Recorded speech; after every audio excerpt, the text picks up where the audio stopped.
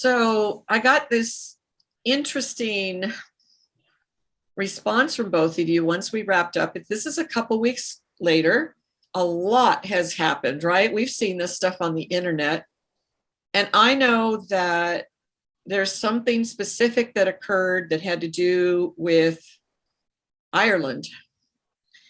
And Jenny, you had said to me something really specific about that time. And I thought, okay, well, I'll give you an opportunity. I know that Ayesha has certainly seen some of this. So here's your opportunity to, to speak about this. We're always talking about nobody's paying attention to trans widows or the trauma that they've been through.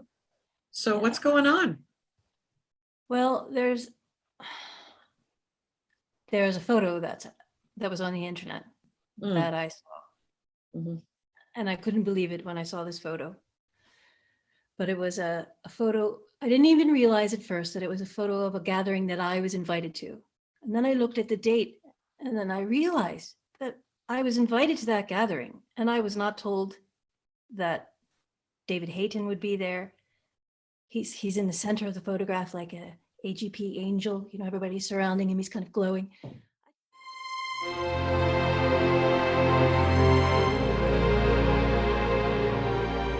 I could not believe it. And I thought, what is this? And I still cannot figure out what the hell went down there. There's so many things happening. I have so many things to say about it. I don't even know where to start.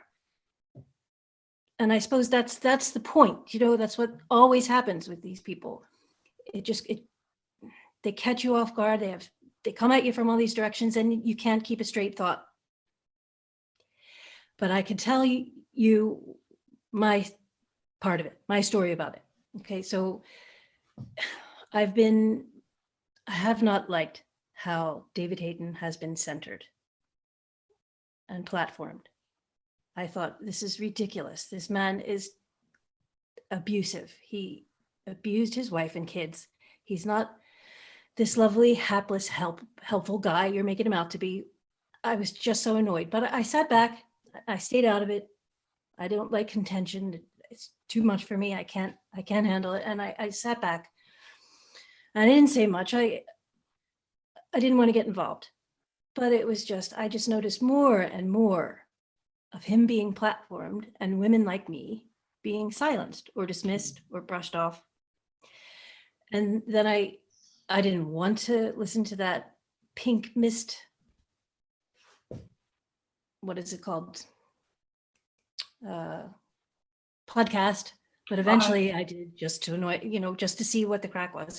Was this out of the gender? Yeah, it was a a wider lens, and it's a particular episode. Yeah, it was the Pioneer series, and he's a pioneer apparently because he's willing to offer his spin on himself. It was just so annoying to listen to it. It pissed me off, and I still sat back and tried to process it, figure out how much it was triggering in me. And I was trying to be fair, but then I saw Transwidows were pushing back on it, and I saw how they were being treated. And then I saw a thread under the Gender a Wider Lens podcast, and it was a series of threads, and it was really arrogant and dismissive and gaslighting, and it pissed me off.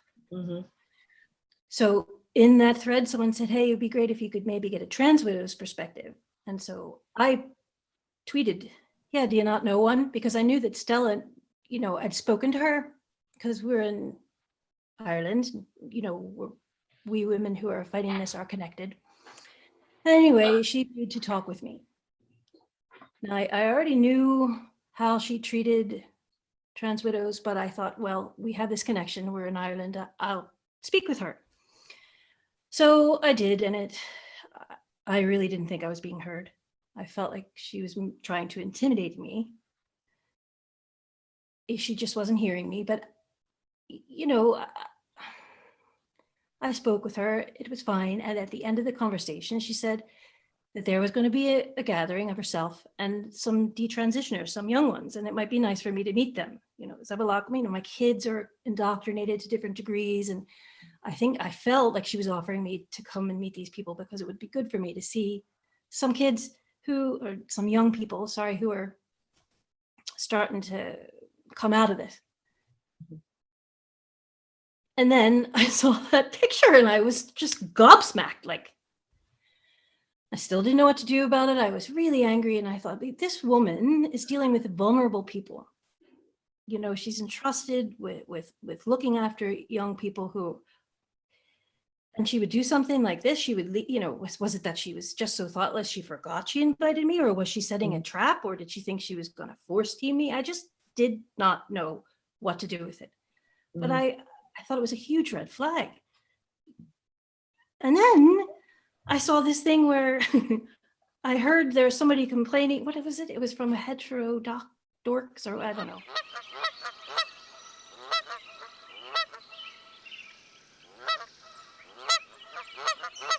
We are the movement. And I was just like, well, good to know.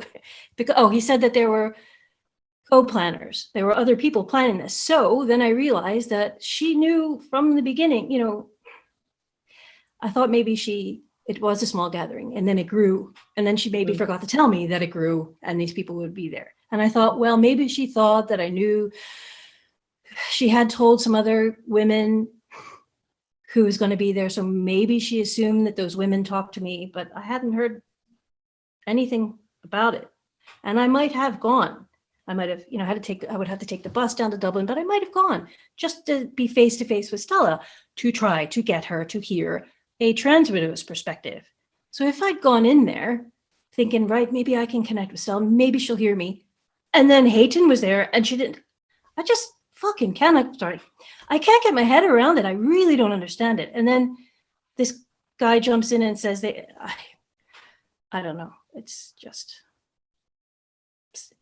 I cannot process it in a way that doesn't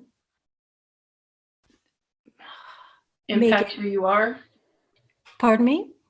Process it in a way that doesn't impact who you are, because then you have to. I just don't understand what the fuck they're at. Like, what are they trying to do? There's no way that I can think that I was being set up, that this, you know, either she was very thoughtless or it was really plotting. I just don't understand. There's no way to treat somebody. You know, if you're a therapist and you're working with vulnerable people, how could you possibly have been oblivious to the fact that walking me into that would have been traumatizing for me? I keep thinking, how would I have handled it? I think I would have clammed up, you know, and maybe found some people that I know and sat there and glared at everybody for the rest of the night. I would have been pissed off, I'll tell you. And then maybe that was the plan, you know, so that I would look irrational, you know, because I'm sure, because since I've spoken out about this, that now I'm going to be made into a damaged unreliable. And that's simply not true. I know exactly what happened. She invited me. She told me it would be herself and detransitioners. And that it was, she knew from the beginning, apparently, according to this hetero dork guy, what she was walking me into, but didn't happen to mention. What the hell is that? And then now, you know, I've spoken about it because I thought I should, you know, if I wrestle with myself. I don't want to get into these contentious things. I feel upset when the movement seems to be splintered. It upsets me. I need a safe haven too. Like a lot of the people that go to Genspect, I also need a place where I feel safe. So if this woman is in charge of people who need a safe space and she's going to be at stuff like this, I thought I should tell people. You know, and I know I'm going to piss a load of people off and I'm going to be more isolated. And you know what? I have to stick to my own guns. I have to respect myself. And so I'm speaking up about it. Like, or who would I be if I didn't?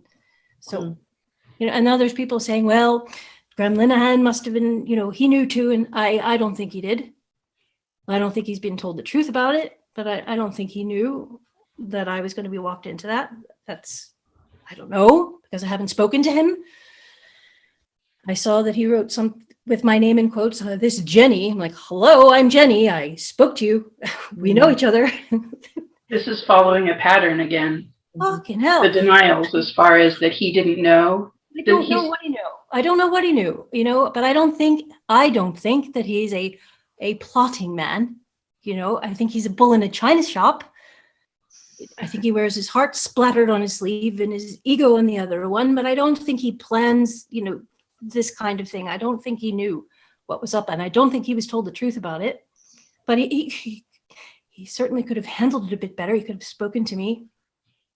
He could have not put Jenny in quotes on the internet when he knows who the fuck I am. Like, we've met.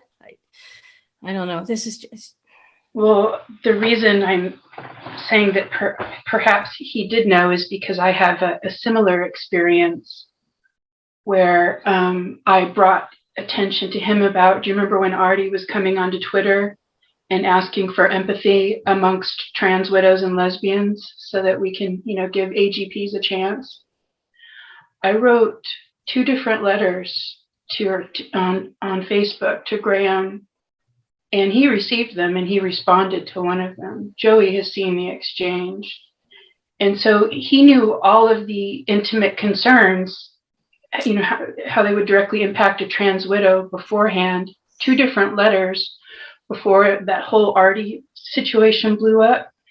So he knew everything and said he even agreed with me. And then he went on his blog and all over Twitter and everywhere else saying that he didn't know, and a completely different story, claimed complete ignorance when he damned well did know what was going on. And I wasn't the only one that brought attention to him. So, and then he was claiming that the people, what did he call us, sadists and all manner of names afterwards. And he knew what the issues were and still called us names and still claimed ignorance when it was all a huge lie. And there's receipts to prove it. So while what you say might be true, there's a history here of him protecting his ego and lying to do it.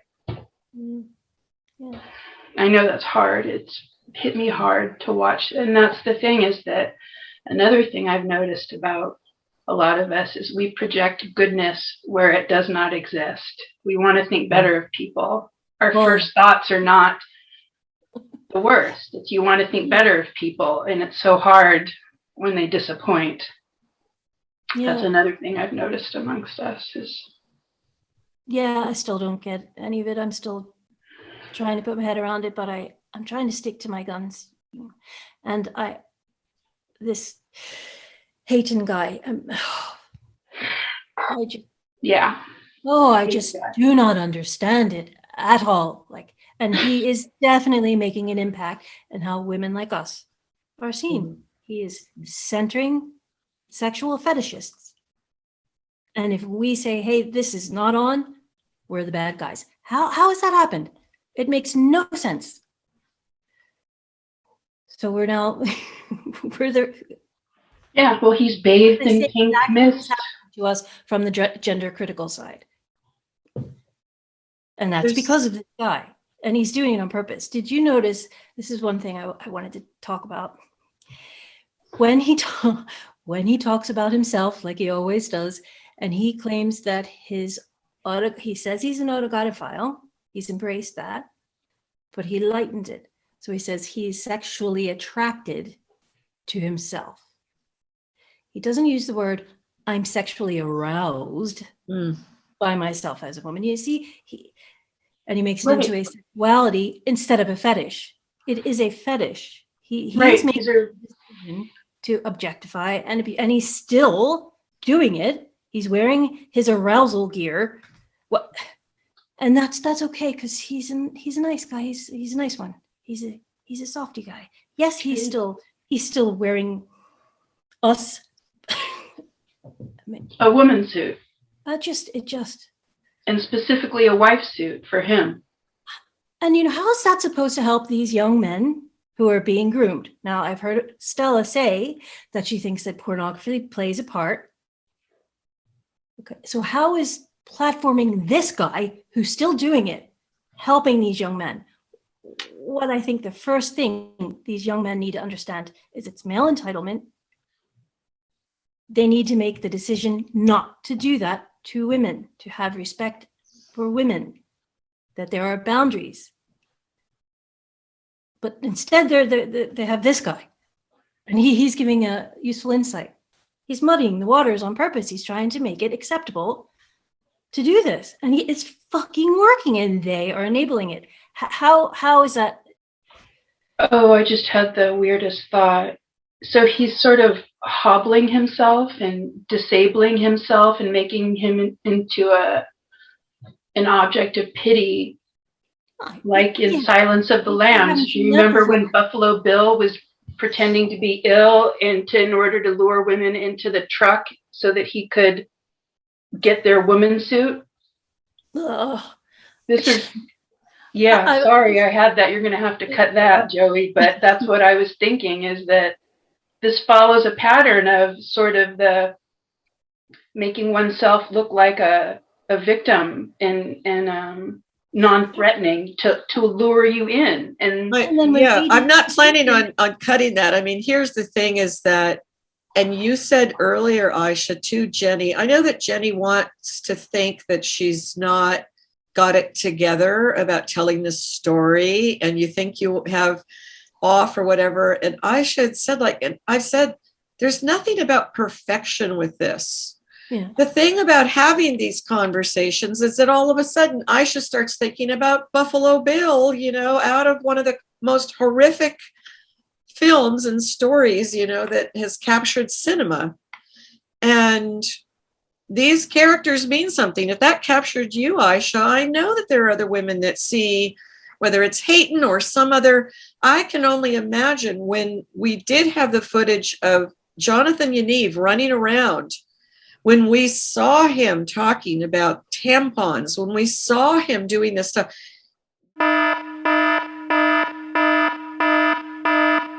This reminds people of characters from books, murders in real life, crazy things.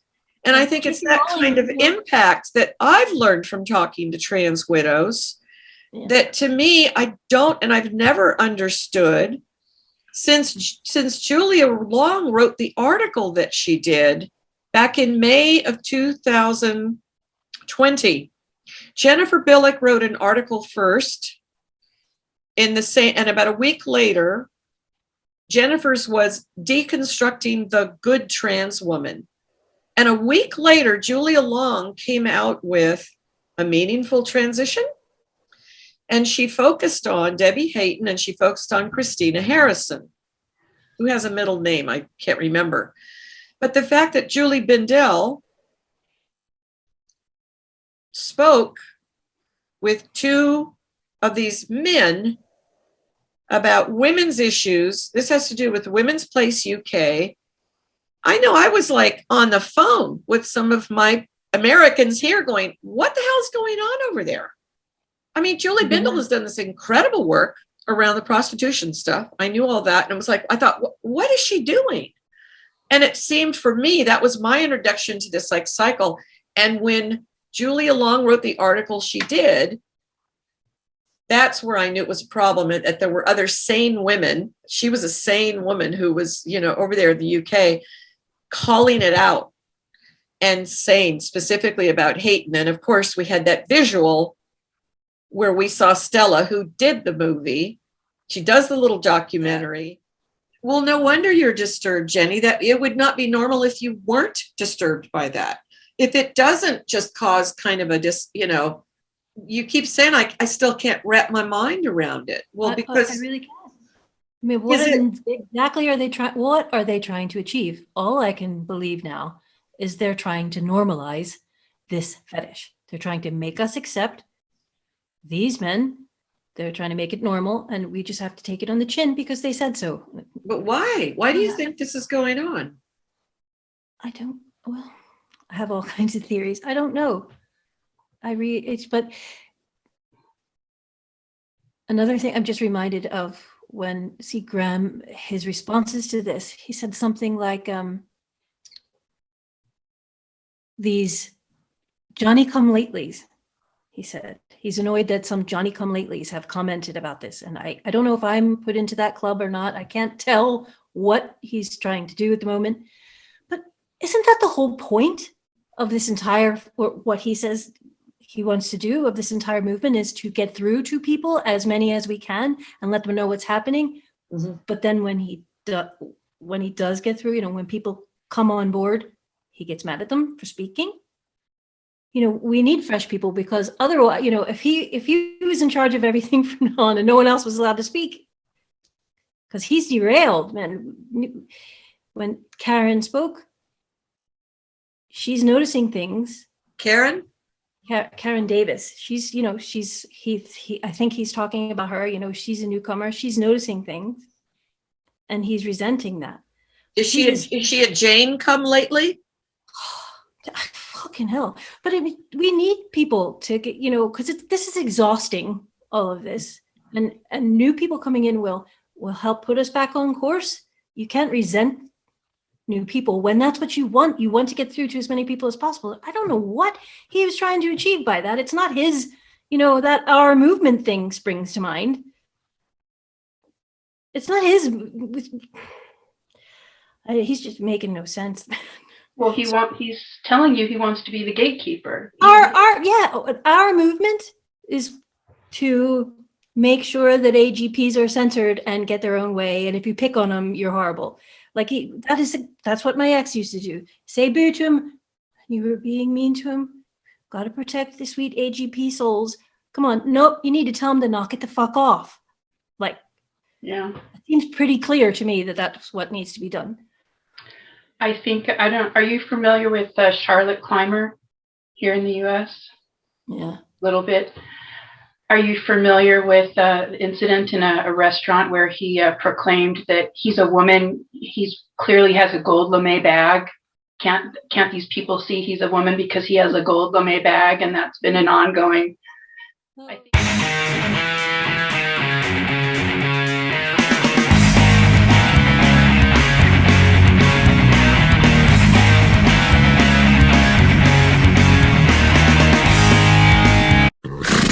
I think if Graham put on a gold lame suit, I think that women would start to understand what he's doing, because that's what's going on. Is Graham's got a big old gold lame purse that he wants us all to see.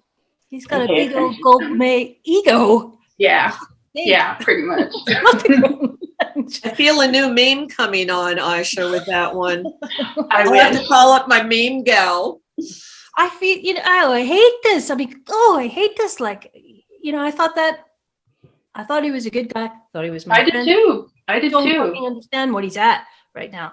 He needs to take a rest. And you know what? He needs to let the Johnny come lately take the reins for a while, because he's just lost his way. So many have.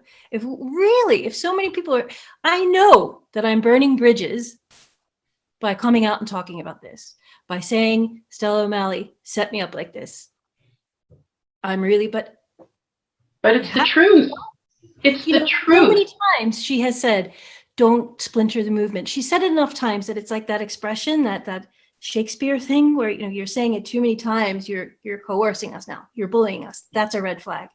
And speaking of bullies, did you guys know that Stella O'Malley wrote a book about kids and bullying? And it's called Bully-Proof Kids.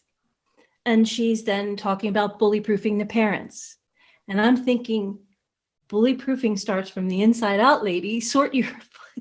Sounding a little bit like Melania Trump's Be Best campaign. Remember that, Joey? The Be Best for bullies. Remember that? Just like that. I suppose you would know a thing or two about bullying. That's for sure. I know that Stella has an expression she tells people like, that person should sort their house out first. Yeah, she was on the radio this morning in Ireland talking about being kind. Right.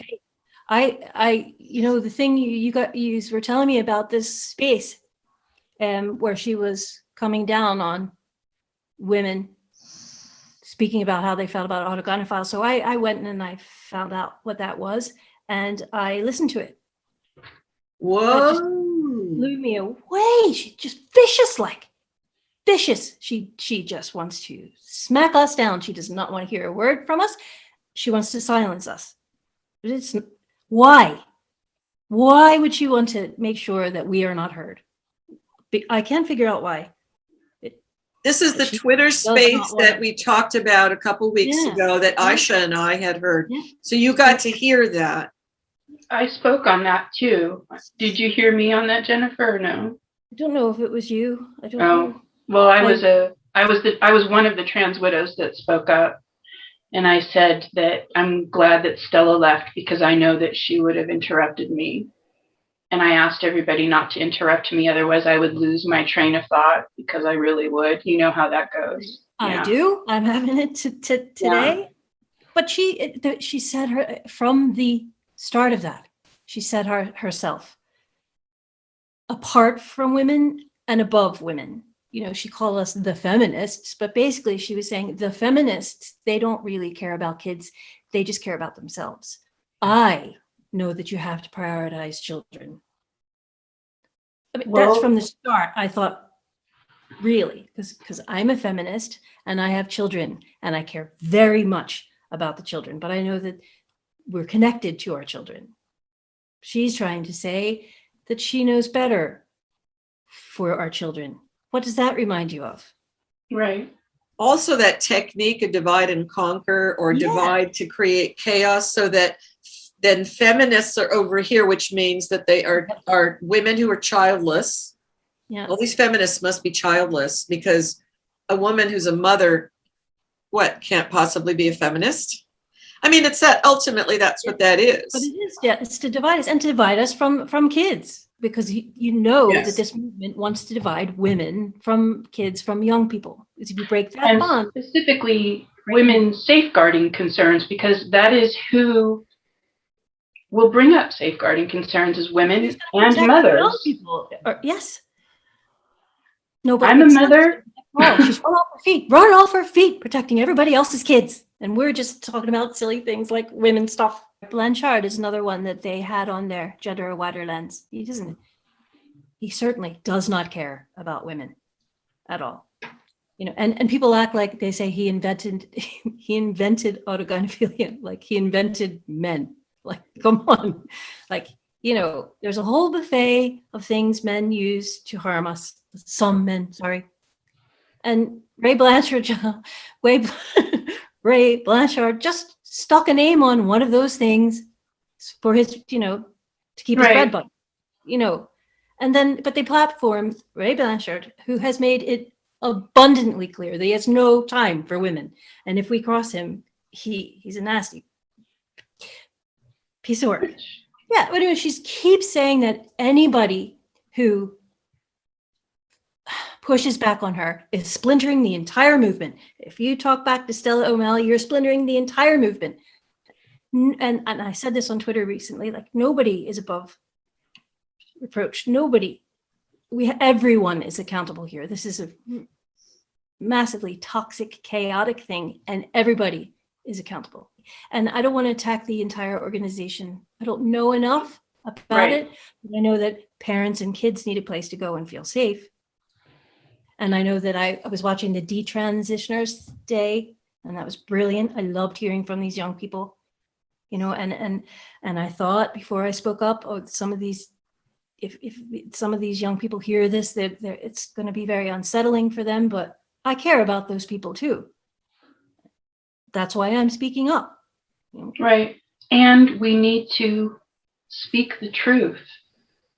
I understand there's issues about age appropriateness, but we need to speak the truth. Every time we fall back into this, you know, culture of silence, it hurts us. It really does.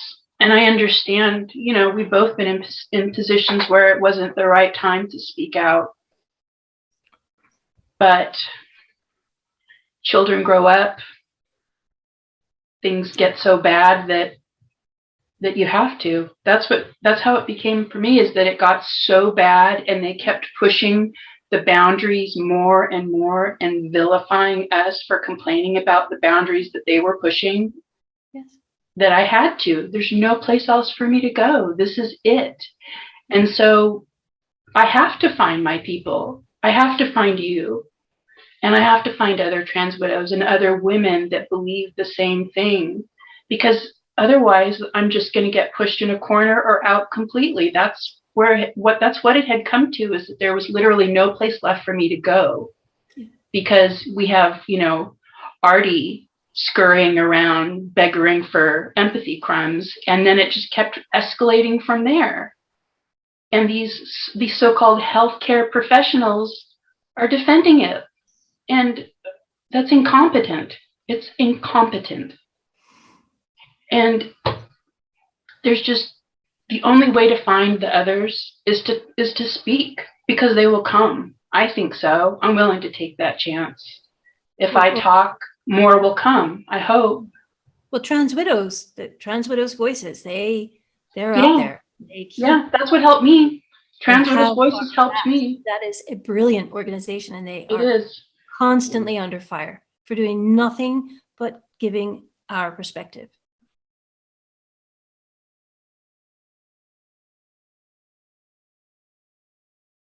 They're very tame. I think they're amazing. They're so supportive. They are, but even the most gentle truths are so offensive. Transwidows voices never gets, I don't think, too, out of line. I just think that they... Oh, I don't know. She sticks to her guns. She does. But you know what I mean. It's that it doesn't matter how gentle. Yeah. I mean, my story was far from gentle, Yeah, I do. But there's so many stories like mine. But now I'm being told exactly what trans rights activists say, which is, that's just one monster. Why are you talking about that? It's more than one monster. There's quite a few of them. And like I was saying to someone earlier, my ex would have you eating out of his hand. I think I said that in the last time we were talking. Charming as hell. Oh, very God. charming. And yes, butter wouldn't melt. Like, the one thing is, we were talking about our vulnerability. I know that I'm quite susceptible to people who have turned gaslighting into an art. I just don't even know my name after 2 minutes. I can't. But look how many people are currently, it's everyone. Like, no one is immune to this. Like, it's not just women who might be vulnerable. It's everyone. Right. Just look what's happening right now. Like, I am full sure that I am going to be more isolated for telling the truth. But I don't think for very long. I don't think it's going to be for very long. And I think that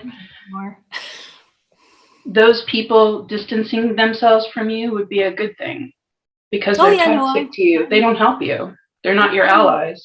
As long as I'm okay with me, I'm okay. And that's why I open my mouth. I need to be okay with me. That's the most, that's how I'm going to be healthy. And that's why I opened my mouth. And I sat back for as long as I could. And I was getting more and more angry. And I thought, no, I have to do something about this, because it's making me sick. Yeah.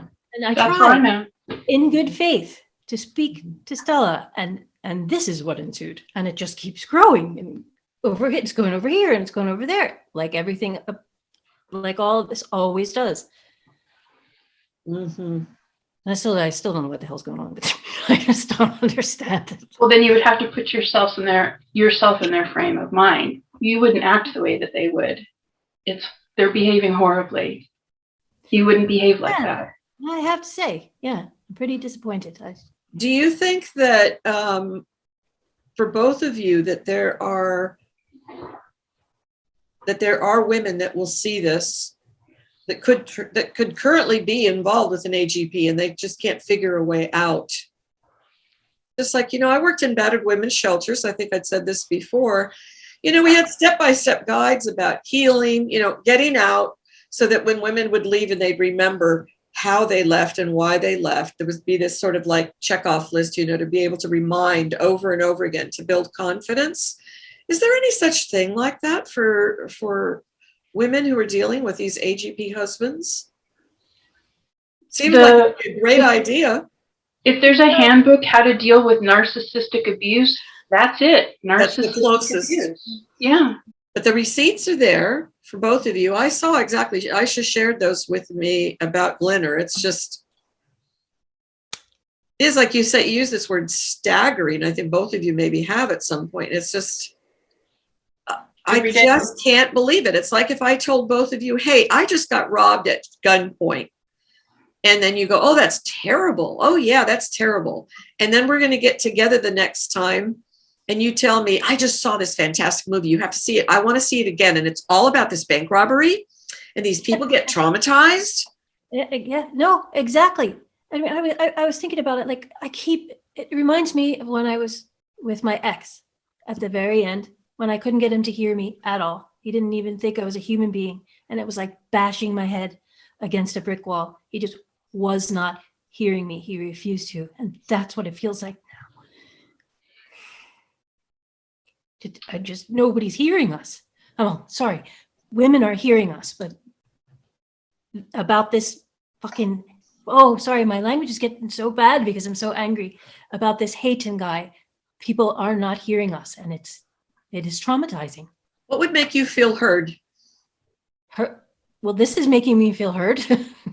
And I feel heard. I know a lot of women are hearing me, but we need, I mean, this about face when it comes to trans widows. And I saw a woman I really respect and admire on Twitter speaking with trans widows and just really being on the defensive and really just not, because she said, why are you gunning for Genspect? And trans widows said, we're not. We're just trying to say you need to listen to us as well. And it was just, and then maybe 2 hours later, the same person tweeted her solidarity behind Stella. And it's like, Stella, that keeps being created, this force teaming. I just keep seeing people coming out and saying, I support Genspect, I support Stella. You wouldn't have to keep saying it if they would just listen to people and respond in a respectful way. But instead, they're gaslighting, they're manipulating, they're force teaming. And that's a huge red flag. And that, that's somebody that's working with vulnerable people. So. And there was Occupy Democrats was one of the groups. So the Democratic Party hijacked Occupy Wall Street, just how they hijacked, Black Lives Matter and several other social justice movements. So I've been waiting since I've been here. I've been waiting for the Occupy Democrats to show themselves. I've been waiting for the NGO hijackers to show themselves, and I didn't know it was going to be Genspect because, frankly, I'm suspicious, little suspicious of everybody in that regard, and I didn't want to believe that I really had. When I made the compromises, I really sort of tried to think the best of everybody, and that we were all working towards the same cause until they, again, started pushing those boundaries more and more. And I stopped blaming myself for my own discomfort to it. I kept internalizing it, Jenny. You know how that is. I internalized it and made it my problem. And I spent enough time pondering that to firmly say that, no, it wasn't. It was a completely appropriate response to what they were doing based on my own experience and my own expectations within this movement. But I think that's what they're doing, is that they're another NGO, like all the NGOs that we're battling. They just aren't there yet. They have training wheels on. They want to be Stonewall. They want to be HRC.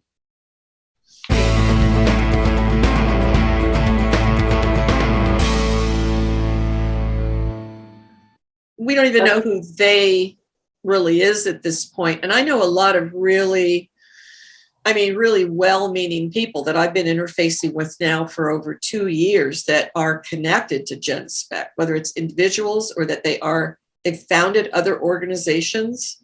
And it's really interesting because I think the one thing that Twitter can reveal, even if it's superficial, is support for different organizations and things like that. I know people that, if they get questioned about why they did something to some organization, well, you say you don't, well, yeah, behind closed doors, I don't like so-and-so, or I don't like what they're doing. But publicly, I mean, that's happened in every political movement. Sure. I always go back to that Rosa Parks was deliberately chosen to do the thing that she did. A lot of people still don't know that. There was another inconvenient woman who happened to be an unmarried woman who, we're always trying to find the best candidates to really be there. And I think it's always that idea that we're always looking for a leader. We look for a celebrity. We look for a leader. We look for that person who has a lot of money, like a J.K. Rowling, who's untouchable or whatever. I just saw this past week, and I started writing to people, be careful who you idolize, because there was somebody yelling on Twitter at Buck Angel, basically, telling her, I don't know if Buck, I think that she had, shown support for J.K. Rowling, maybe retweeted a thing, the thing that she had done recently, because J.K. Rowling was fantastic on Women's Day, International Women's Day. So people were going crazy over that. And I was going, yeah. And then within 2 days, you see somebody going after Buck. J.K. Rowling would never accept you. And she goes, well, hey, J.K. Rowling does accept me. So, you and your gaslighting can go away. And all of a sudden up pops J.K. Rowling, because she's been tagged by Buck Angel. And she says, confirmed, big thumbs up. Wow. When did that happen? Since International Women's Day.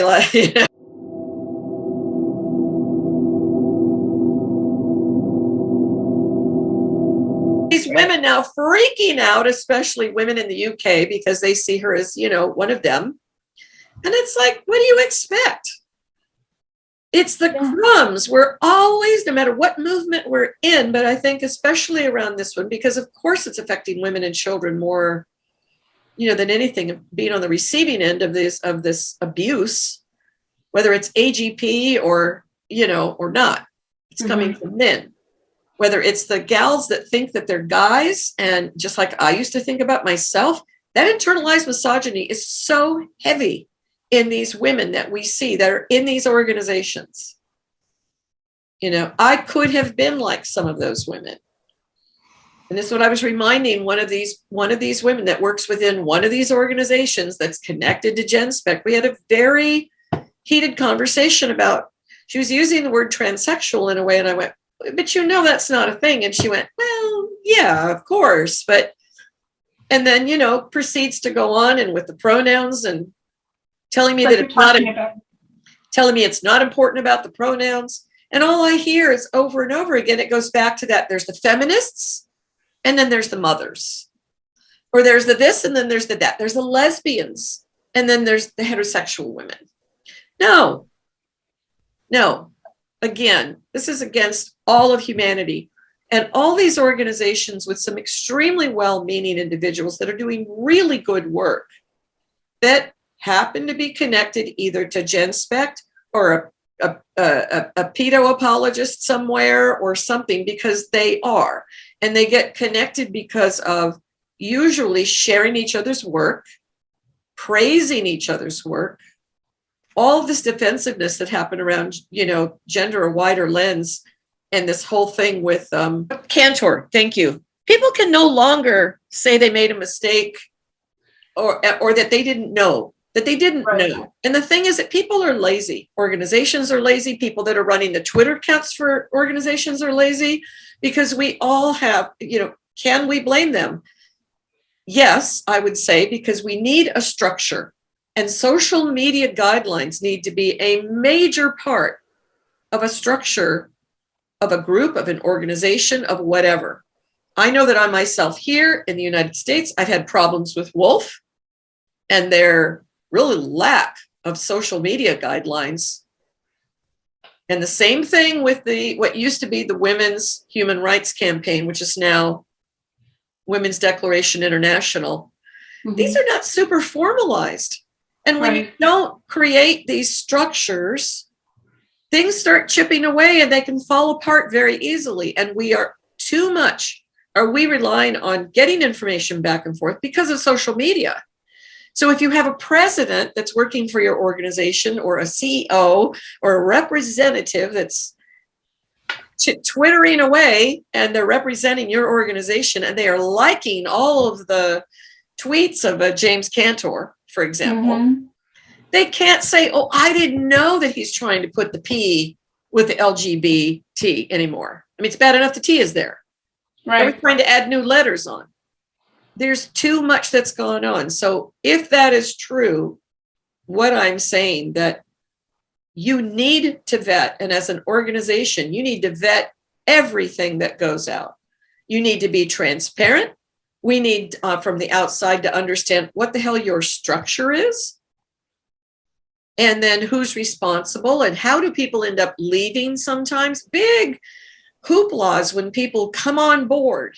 I mean, we've seen Genspect since this speculation started, and thank God for Karen Davis. And I know that you brought this up. It's always important. Any movement, the way that we literally, as Jennifer Billick was saying something to me the other day about, well, she said it in her own chat that we had, it needs to move.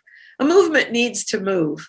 The only way we move is by questioning and getting these kind of edges where we go, but what about this? What about that? Oh, I don't like that. I didn't like that you did that. Let's try this thing. Let's, This doesn't have to be friction in a way that is negative. I was trying to think, Jenny, that you said you have a hard time with, it's not just confrontation and conflict. I think there was another word that you used, but it's out of those places that we grow. And it's painful. It's painful a lot of times because, especially in political movements, it means that you've created friendships with certain individuals that happen to feel like you do, and you're both working on similar projects or whatever. And then this sort of make it or break it point happens possibly. And the friendship now separates, but the cause is still there. And the work still needs to be done and focused around like that. So I'm just seeing a whole lot of, I don't know what the F is going on with Genspect. I don't know what the F is going on with a lot of organizations. But what I do see, and I appreciate that you said this, Ayesha, and reminding back to the whole Occupy, movements and whatnot, is that it is how we see NGOs starting. Because it's this, you're just supposed to like the person that's doing this thing, like a politician. And you're supposed to accept, and they say all the right things at the next speech or at the next Zoom call now, or, since we're doing still a lot of this stuff long distance, they say all the right things. Maybe they've written the right articles. Maybe they did the right podcast. Maybe they did the right YouTube. And you want to believe in them. And I'm always saying to people, and I said this about myself, nobody, and Jenny said this too, nobody's above reproach. And nobody should be. And it doesn't mean that we're out like this, like waiting for somebody to F up. It means we're waiting to see, are we going to be able to keep moving along? Are we going to be able to get to another step? And in this case, looking at Transwidows, I have seen, and say both of you be just crushed. The other Transwidows that I know just crushed. And I really go back to, I think this is a make or break point right here that we've reached. Regardless of Genspect, there is an individual that represents Genspect now. Again, I don't know what her title is. And I think that's a problem. I know that there's a salary involved. We never hear anything about salaries. Again, I'm not against anybody getting paid for doing this work, but how that's structured, how much profit is happening, all that stuff would be really good, because the ways we get taken in is exactly what you were saying, Ayesha. We believe in this thing. It's for the greater good of the world. It's for the greater good of this, movement. And yet we're just supposed to keep feeling like that no matter what comes up. Mm-hmm. Meanwhile, in less than a year, we've managed to see an organization that has platformed 24/7 fakers they got the secondary sex characteristics, or some of them think they do. It's laughable to me. I look at Aaron Terrell and go, I can't believe that anybody would think some of these people are either men or women. Right. Seriously. And they go, oh no, I'm really the sex I was born with, but I'm living my life, as Aaron Terrell recently said, I live my life as a man. You're saying the exact thing that we're trying to stop. Right. Just stop it. Just fucking stop it. You are crushing girls and women, Aaron Terrell. And by, this gender dysphoria alliance to continue going on and on about dysphoria this, dysphoria that. I know when I was a little tomboy and thought that I was supposed to be a guy, it had nothing to do with this idea of some, mental thing, other than I was a little girl that saw that men had power. Right. And that people listened to men. And all my straight women friends as an adult, all of them have said, yeah, I felt like that too. And we know that right now because the drugs and the surgeries are so readily there.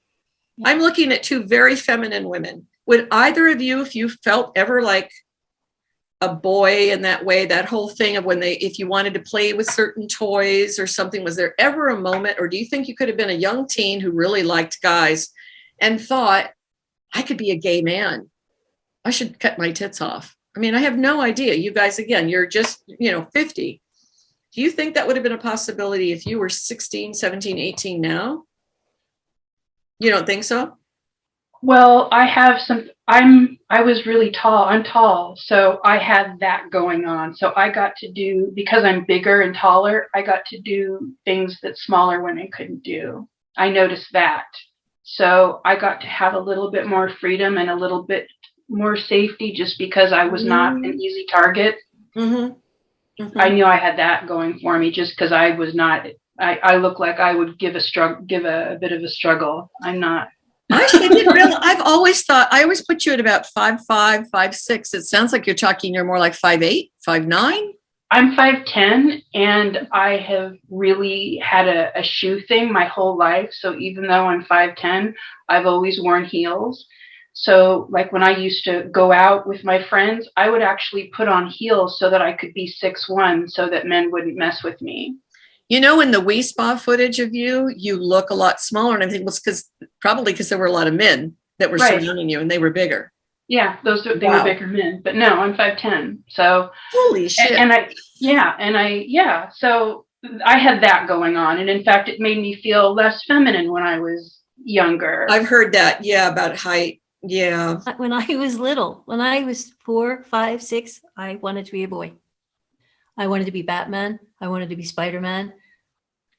I couldn't wait till Halloween because then I could be, and I wanted to pee standing up. My God, that I tried my oh yeah. I just wanted to do with my brothers. My brother, who's younger than me, he was the king when he was born, because my parents were like, we finally have a boy. I just wanted to be that, and so you think that if you were that age now and you had access to stuff and you were going to school? I can't imagine my parents doing that, but if I were a little kid, when I was in school, when I was little, I wanted to be a boy and I did all the boy things, so maybe they would have pigeonholed me into that. When I was a teenager, I liked being a woman. So but like it wasn't so porn saturated. I wasn't constantly bombarded with porn. Right. That's the hard thing, isn't it? Like we didn't have like that. I mean, I had to go I wanted to see Playboys. I was a little lesbian and I thought, okay, I'm going to get to see some Playboys. I had to go digging around for those things.